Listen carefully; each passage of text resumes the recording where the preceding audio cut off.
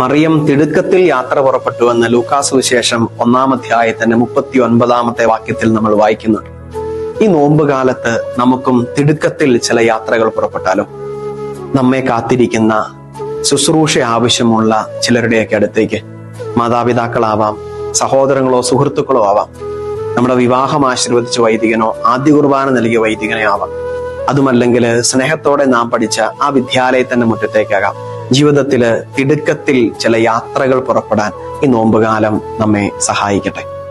ഈശോ പേരെടുത്ത് പറയുന്ന ചുരുക്കം ചില പ്രവാചകരിൽ ഒരാളാണ് യോനാ പ്രവാചകൻ. യോനാ പ്രവാചകന്റെ പുസ്തകത്തിന്റെ 1-ാം അധ്യായത്തിന്റെ 3 വചനങ്ങളും 3-ാം അധ്യായത്തിന്റെ ആദ്യ 3 വചനങ്ങളും തമ്മിൽ വല്ലാത്ത സാമ്യമുണ്ട്. എന്നാൽ 3-ാം അധ്യായത്തിന്റെ 3-ാം തിരുവചനത്തിലാണ് ദൈവഹിതത്തിന് അവൻ കീഴ്പ്പെടുന്നത്. 1-ാം അധ്യായത്തിൽ എതിര് പറഞ്ഞ് 3-ാം അധ്യായത്തിൽ സമ്മതം പറയുന്ന യോനാ പ്രവാചകന്റെ ജീവിതത്തിൽ ഈ ഇടയിൽ സംഭവിച്ചത് സമാധിയുടെ 3 ദിനങ്ങളാണ്.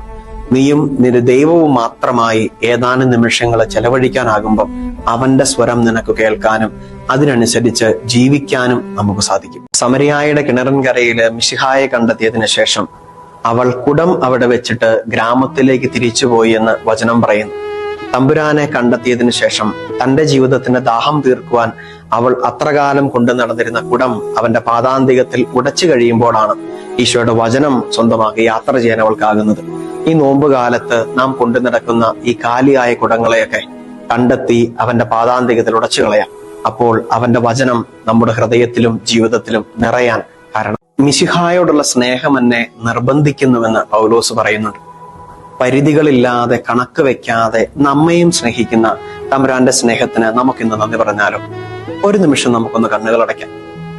കണ്ണടച്ചിട്ട് അവന്റെ മുഖമൊന്ന് മനസ്സിൽ ധ്യാനിച്ച് സ്നേഹത്തോടെ അവന്റെ കാതിൽ ഇങ്ങനെ പറയുന്നതായി ധ്യാനിക്കാം.